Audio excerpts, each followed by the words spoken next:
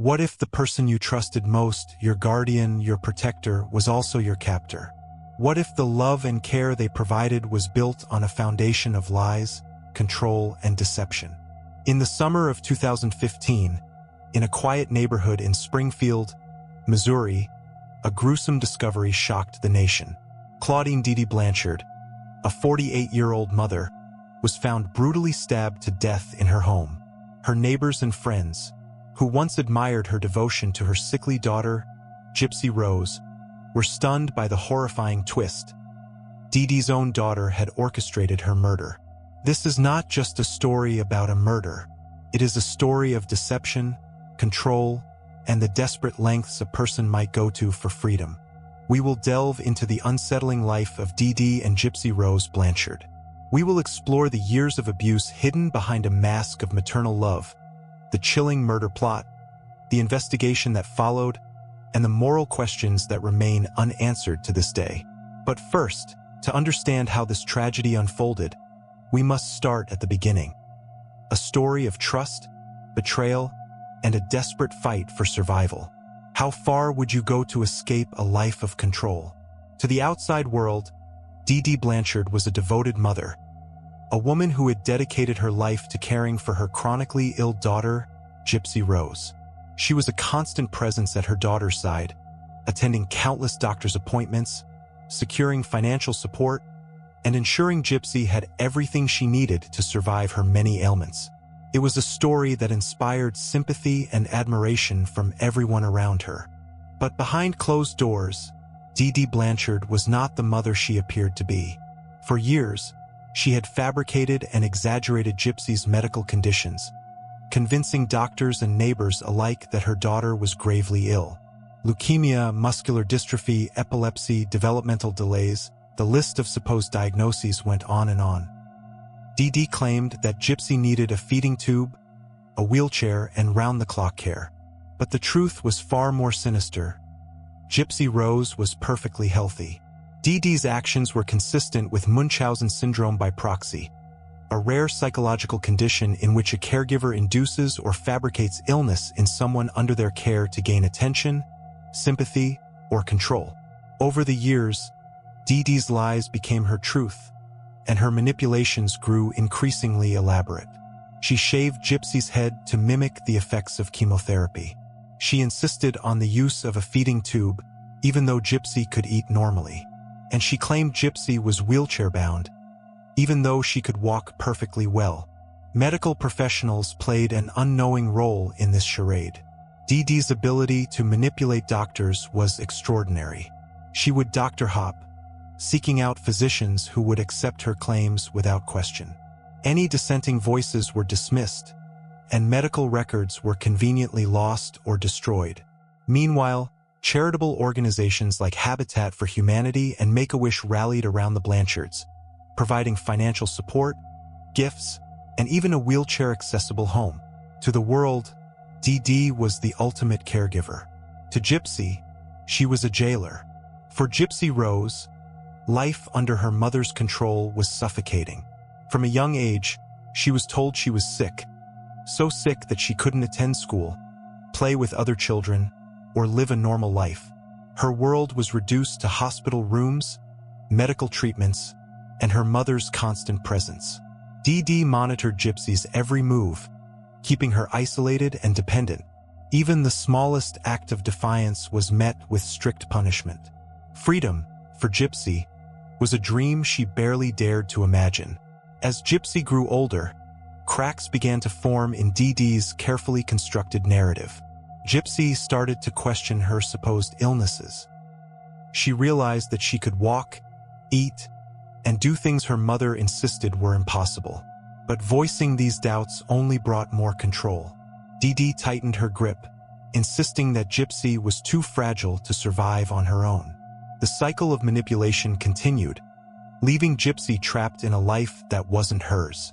Desperate for connection, Gypsy turned to the internet. It was her only window to the outside world, a place where she could be anyone she wanted to be. In 2012, she met Nicholas Gojon through an online Christian dating site. Nicholas, a young man from Wisconsin, was unlike anyone Gypsy had ever known. Their connection was immediate, intense, and, for Gypsy, life-changing. For the first time, she felt seen and understood. Their relationship quickly deepened. Nicholas became Gypsy's confidant, her escape from the suffocating reality of her life. They exchanged messages, shared secrets, and plotted a future together. A future that didn't include Dee Dee. Nicholas was more than just a boyfriend to Gypsy. He was her partner in rebellion, her co-conspirator in a desperate bid for freedom. As their relationship evolved, so did their plans. What began as a fantasy of running away together soon took a darker turn. Gypsy confided in Nicholas about the abuse she endured at her mother's hands.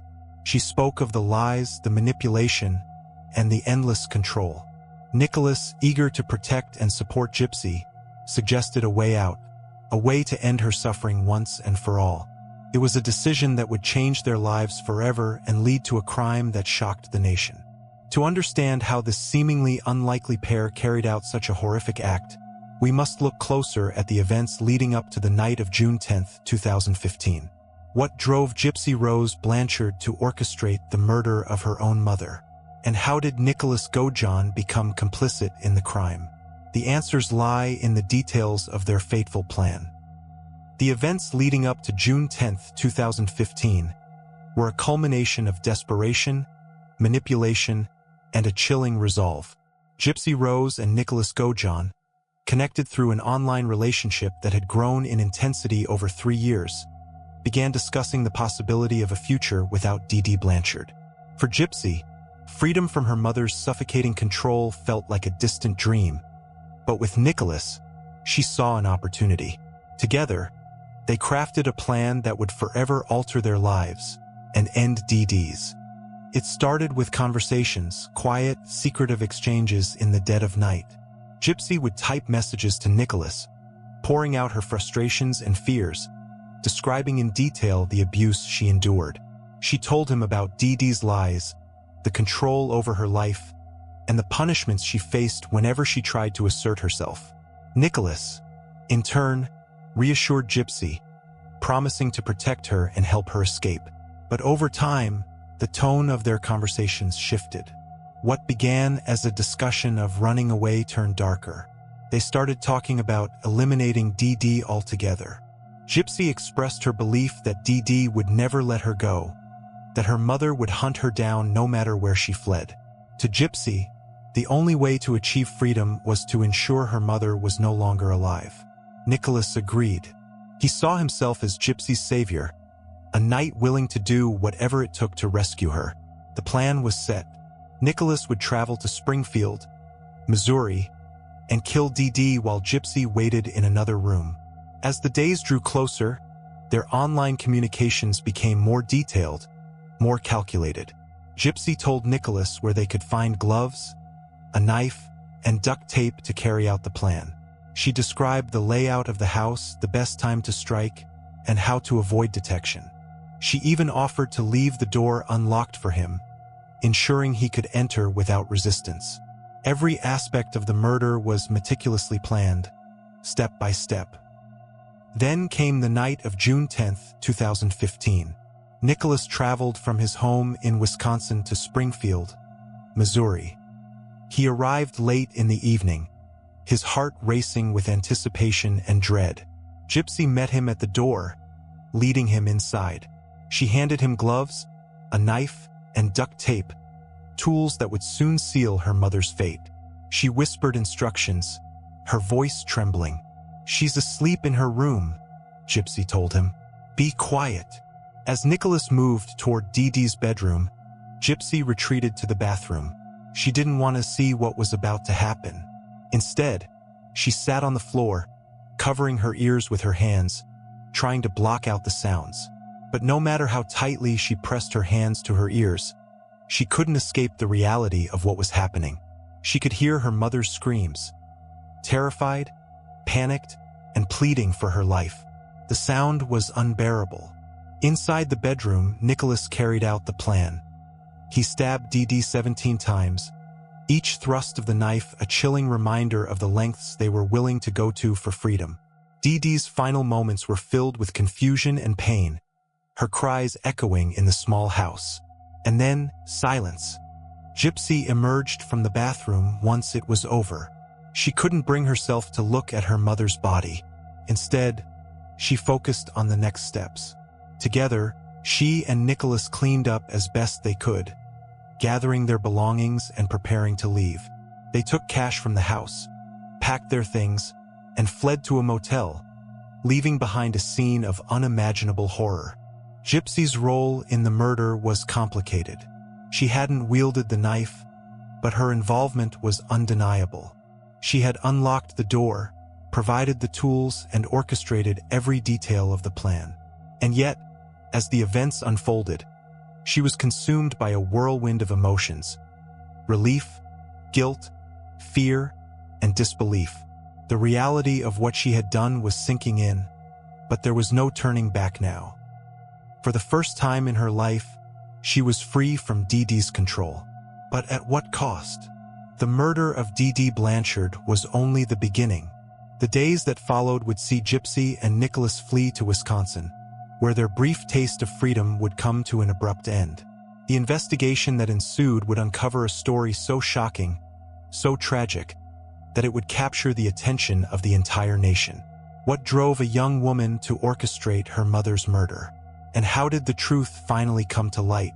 The answers lie in the aftermath of the crime. For days, the small home on West Volunteer Way sat in eerie silence. Dee Dee Blanchard's phone calls went unanswered. Her front door remained locked. The once lively presence of a mother and daughter duo that had captured the community's sympathy was gone. The absence was unsettling, but no one suspected the horrific truth until a message appeared on Dee Dee's Facebook page. It was a post unlike anything Dee Dee had ever shared before. "That bitch is dead." The words were crude, abrupt, and completely out of character. Then, another message followed, one even more disturbing. "I fucking slashed that fat pig and raped her sweet, innocent daughter. Her scream was so fucking loud, lol." Friends and neighbors were horrified. The post was vulgar, violent, and completely unexpected. Some thought it was a cruel joke, a hack, or a bizarre attempt at humor. Others feared the worst. But one thing was certain: something was very, very wrong at the Blanchard home. Concerned, a neighbor, Kim Blanchard, no relation, attempted to call Dee Dee. No answer. She knocked on the door. Silence. Growing more worried, she called the police. Authorities arrived to conduct a welfare check. The home was locked, the windows covered. There was no sign of forced entry, no visible struggle, only an unnerving stillness. But as officers forced their way inside, they made a gruesome discovery. Lying in her bed under a blood-soaked blanket was Dee Dee Blanchard. She had been stabbed 17 times, her body already beginning to decompose.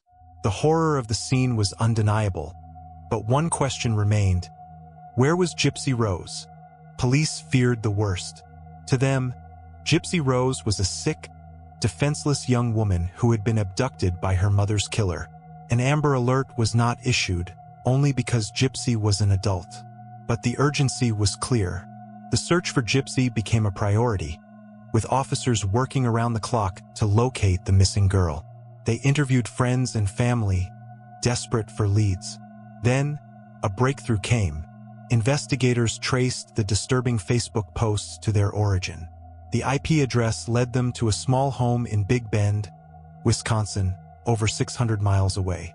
It belonged to Nicholas Gojon. When authorities arrived, they were met with an unexpected sight.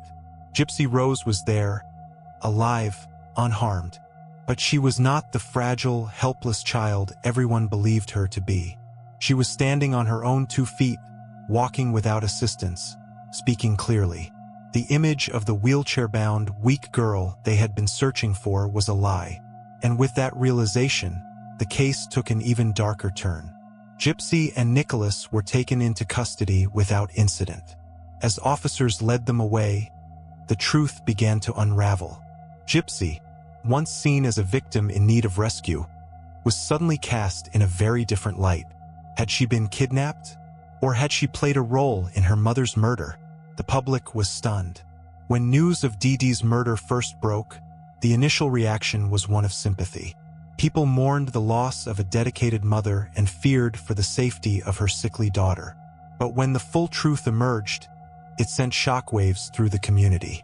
The girl everyone believed to be terminally ill, wheelchair-bound, and mentally disabled was none of those things. She had been living a lie, one her mother had meticulously crafted for years. The story spread like wildfire. The more people learned about Dee Dee's deception, the more divided the reactions became. Some still saw Gypsy as a victim, someone who had been so deeply manipulated and controlled that she felt murder was her only way out. Others saw her as a co-conspirator, someone who had planned and facilitated a brutal crime. And then there was Nicholas Gojan, a man who had crossed state lines to kill for love. Was he a devoted boyfriend manipulated into a crime? Or was he a willing participant who carried out a horrific act without hesitation? As the investigation continued, one thing became clear: this was not a simple case of murder. This was a story of abuse, deception, and the consequences of a lifetime of lies. The justice system would soon have to decide where Gypsy Rose Blanchard truly belonged, as a victim or as a criminal. The arrests were only the beginning. The legal proceedings that followed would expose even more disturbing truths, raising questions about accountability, justice, and whether Gypsy was truly free, even after her mother's death. What would happen next? And how would the courts decide the fate of a girl who had spent her entire life being told she was someone she wasn't? The investigation into Dee Dee Blanchard's murder revealed a complex and chilling story of abuse, manipulation, and a desperate bid for freedom. It began with a crime scene that spoke volumes. Inside the Blanchard home, investigators found a chaotic scene. A house filled with medical equipment, a wheelchair, and medications for illnesses that Gypsy Rose had never truly suffered from. But it was the bedroom that held the most critical pieces of evidence. Dee Dee's lifeless body was discovered lying face down on her bed. She had been stabbed 17 times, her body showing signs of a violent and frenzied attack. Nearby, investigators recovered a knife, gloves, and duct tape, items that would later become key evidence in the case. What struck detectives the most was the absence of any signs of forced entry. This was no random act of violence. It was clear that the killer had been let in. Beyond the physical evidence, digital trails would prove instrumental in unraveling the truth. Investigators seized Dee Dee's computer and quickly zeroed in on her Facebook account, where the graphic posts that initially raised alarm had been made. By tracing the IP address linked to these posts, they connected them to Nicholas Gojan's residence in Wisconsin. But the digital evidence didn't stop there. Messages exchanged between Gypsy and Nicholas revealed the full extent of their planning. These messages painted a picture of two people consumed by their shared desire to escape Dee Dee's control. They discussed the logistics of the murder in explicit detail: when Nicholas would arrive, how he would carry out the attack, and how they would flee together afterward. There was no ambiguity. The evidence showed a premeditated crime, orchestrated through a combination of desperation and misguided love. With the evidence in hand, law enforcement had a clear case against both Gypsy Rose and Nicholas Gojan. The first to face legal consequences was Gypsy. Following her arrest, she was held in custody as prosecutors reviewed the evidence. Initially charged with first-degree murder, a conviction could have meant life in prison or even the death penalty. But as the truth about her life with Dee Dee came to light, public opinion and the legal strategy began to shift. Gypsy's attorneys argued that she had been a victim of long-term abuse, suffering under the control of a mother who had fabricated her illnesses and isolated her from the world. Medical experts testified about the psychological toll of Munchausen syndrome by proxy, explaining how Dee Dee's actions had left Gypsy with no sense of autonomy or ability to escape. The prosecution acknowledged these factors and offered Gypsy a plea deal. In July 2016, Gypsy Rose Blanchard pleaded guilty to second-degree murder. As part of the deal, she avoided the possibility of a life sentence. Instead, she was sentenced to 10 years in prison. During her sentencing, Gypsy expressed remorse for her role in the crime, but maintained that she had felt trapped and powerless under her mother's control. Many viewed her sentence as a tragic outcome, a punishment for someone who had already endured so much. Others, however, argued that justice had been served. For Nicholas Gojan, the legal process was far less forgiving. His trial began in November 2018, more than 3 years after Dee Dee's murder. Unlike Gypsy, who had taken a plea deal, Nicholas opted to plead not guilty and face a jury. Prosecutors argued that Nicholas had been the willing executioner in a calculated plan to end Dee Dee's life. The evidence against him was overwhelming. Physical evidence from the crime scene, digital communications detailing the plan, and his own confession to police. During the trial, the jury heard graphic details about the murder itself, including Nicholas's own admission that he had stabbed Dee Dee at Gypsy's request. Defense attorneys attempted to argue that Nicholas's cognitive impairments and mental health issues played a role in his actions, suggesting that he had been manipulated by Gypsy. But the prosecution countered with evidence that Nicholas had acted of his own volition, motivated by his infatuation with Gypsy and a willingness to do whatever she asked. After several days of testimony, the jury deliberated for just 2 hours before reaching a verdict. Nicholas Gojan was found guilty of first-degree murder. The conviction carried an automatic sentence of life in prison without the possibility of parole. For many, his sentence was seen as a stark contrast to Gypsy's, a reflection of his role as the one who carried out the actual murder, as well as the premeditated nature of the crime. The legal proceedings of both Gypsy and Nicholas brought the tragic story of Dee Dee Blanchard to a close, but they left behind lingering questions. Was Gypsy's 10-year sentence a fair punishment for someone who had been pushed to such extremes by years of abuse? Did Nicholas truly understand the gravity of his actions, or was he another pawn in a deeply troubled relationship? And how much responsibility should the system bear for failing to intervene before the situation reached such a devastating conclusion? The courtroom dramas marked the end of a story that began long before the murder itself. For Gypsy Rose, her sentence became an opportunity to reflect and rebuild, free from her mother's control for the first time in her life. For Nicholas Gojan, his life behind bars would serve as a stark reminder of the choices he made. And for the rest of us, the case of Dee Dee and Gypsy Blanchard serves as both a cautionary tale and a call to action, a reminder of the importance of recognizing abuse, no matter how well it may be hidden. But the story doesn't end there. The fallout from this case continues to raise important questions about justice, morality, and the societal systems designed to protect the most vulnerable among us. In the aftermath of the legal proceedings, we are left to grapple with the lessons of this tragedy and what it says about the lengths a person will go to reclaim their freedom. At the heart of the story of Dee Dee and Gypsy Rose Blanchard lies an emotional and psychological struggle as complex as it is tragic. For Gypsy, her life was defined by a constant and harrowing conflict, loyalty to her mother on one hand and an overwhelming desire for freedom on the other. It's a duality that shaped her every decision, from her quiet moments of defiance to the shocking crime that would change everything. From the time Gypsy was a child, Dee Dee had cultivated an environment of absolute dependence. Gypsy was taught to believe that her mother was her savior, the only person who could keep her alive. Dee Dee's narrative was reinforced by the medical treatments, the public admiration, and the sympathy that came from their seemingly unbreakable bond. Gypsy was both a victim of her mother's lies and a participant in the story they told the world. But as Gypsy grew older, she began to see through the cracks in that story. Gypsy's realization that she could walk, eat, and function normally without the interventions Dee Dee insisted were necessary planted seeds of doubt. But voicing those doubts was dangerous.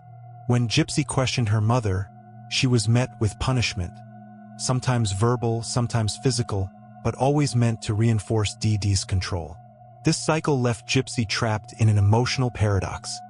She loved her mother deeply, but she also feared her. She wanted to escape, but she didn't know how to live without her mother's guidance. For Gypsy, the idea of freedom was both exhilarating and terrifying. It wasn't just about escaping Dee Dee's control. It was about stepping into a world she had never been allowed to experience. The isolation Dee Dee imposed meant that Gypsy had no friends, no education, and no understanding of how to navigate life on her own. Every time she considered running away, she was confronted with the same question: what if I fail? This fear of the unknown, combined with her growing resentment of Dee Dee, created an emotional storm that Gypsy couldn't contain. To understand Gypsy's choices, we must first examine the person who shaped her world, Dee Dee Blanchard. By all accounts, Dee Dee was a master manipulator, capable of convincing doctors, charities, and even her own family of the lies she constructed. But what drove her to create this elaborate web of deceit? Many experts point to Munchausen syndrome by proxy, a psychological disorder in which a caregiver fabricates or induces illness in someone under their care to gain attention and sympathy. Dee Dee's behavior fits the profile of someone with this condition. She thrived on the admiration and support she received as the mother of a sick child. The trips to the doctor, the media coverage, the donations from charities, all of it fed into a narrative where Dee Dee was the hero. But her need for control went beyond seeking attention. For Dee Dee, keeping Gypsy dependent was a way to ensure she would never be abandoned. It was a twisted form of love, one rooted in manipulation and fear rather than genuine care. Some psychologists suggest that Dee Dee's actions may have been shaped by her own upbringing.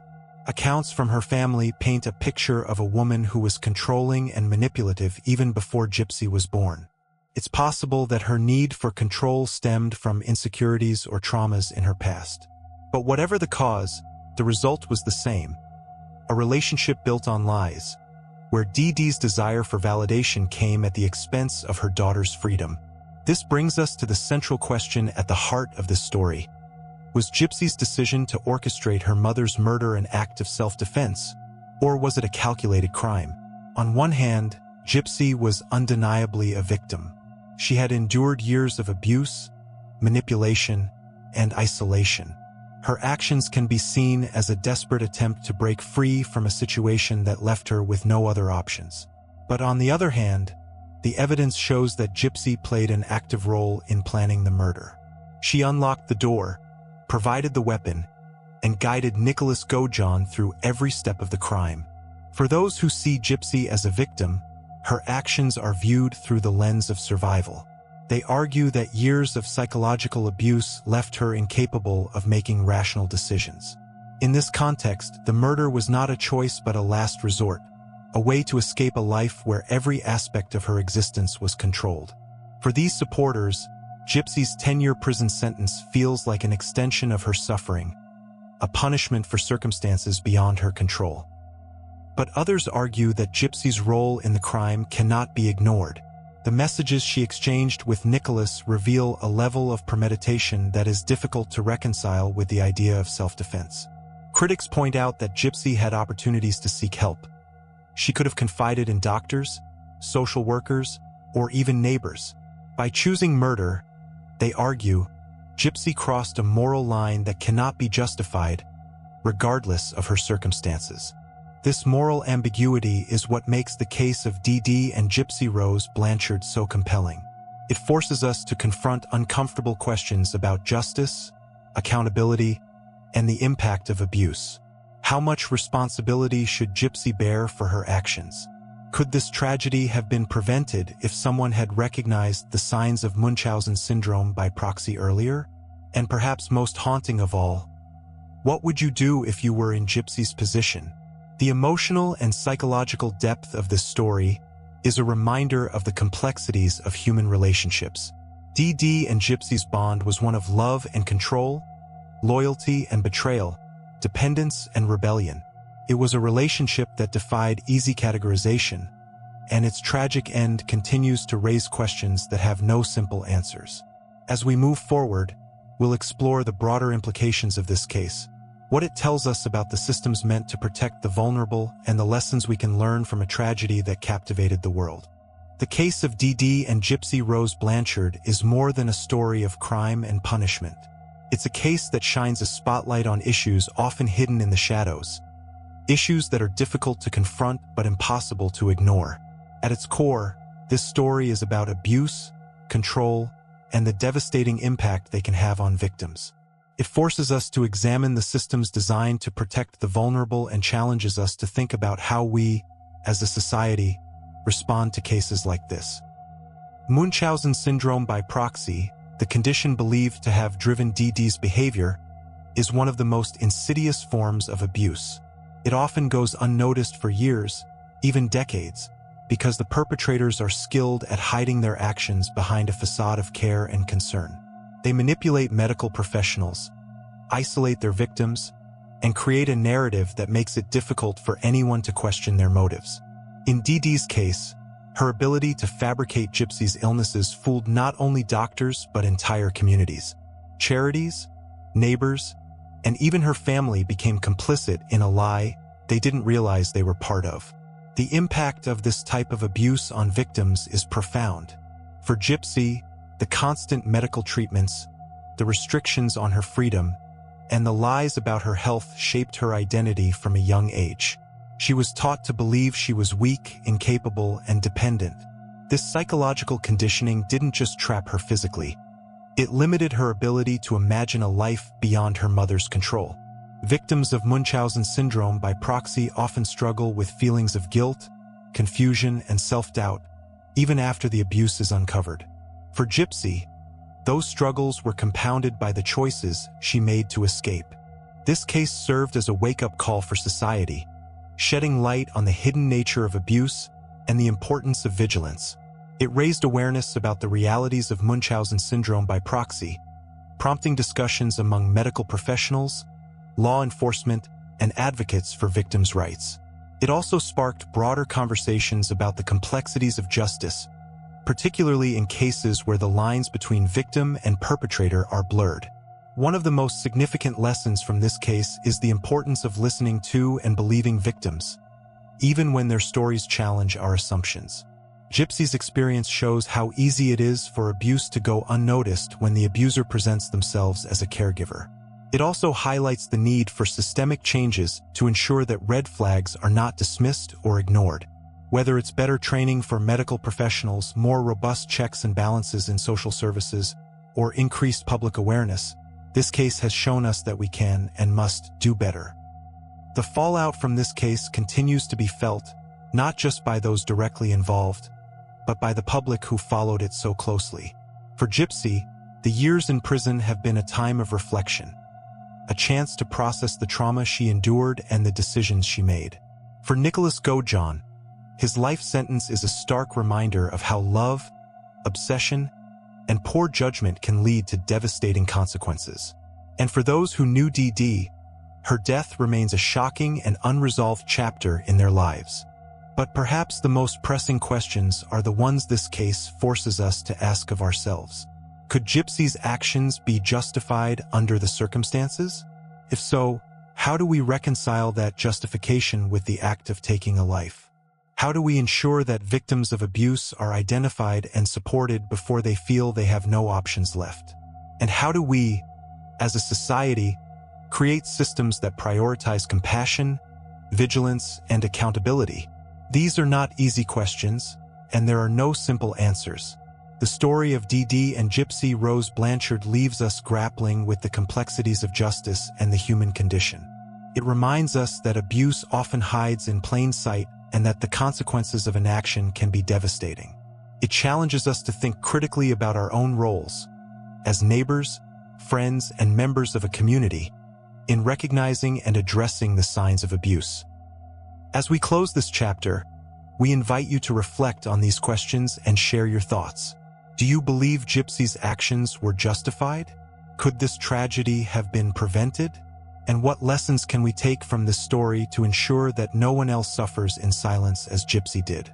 Leave your comments below, and let's continue this conversation together. The story of Dee Dee and Gypsy Rose Blanchard is more than just a true crime tale. It's a mirror that forces us to confront our deepest fears, our empathy, and our sense of justice. It's a story that lingers long after it ends, not because of its violence, but because of its humanity. Let it serve as a reminder of the importance of vigilance, the power of compassion, and the need to protect those who cannot protect themselves. If this story kept you on the edge of your seat, don't forget to hit that like button. It really helps the channel grow and brings more stories like this to life. Make sure you subscribe and turn on notifications so you never miss a new upload. We dive deep into chilling true crime stories, psychological thrillers, and mysteries that will keep you thinking long after the credits roll. And if you have theories, thoughts, or your own interpretations of tonight's story, drop a comment below. Let's talk about it. Thanks for watching, and until next time, stay safe.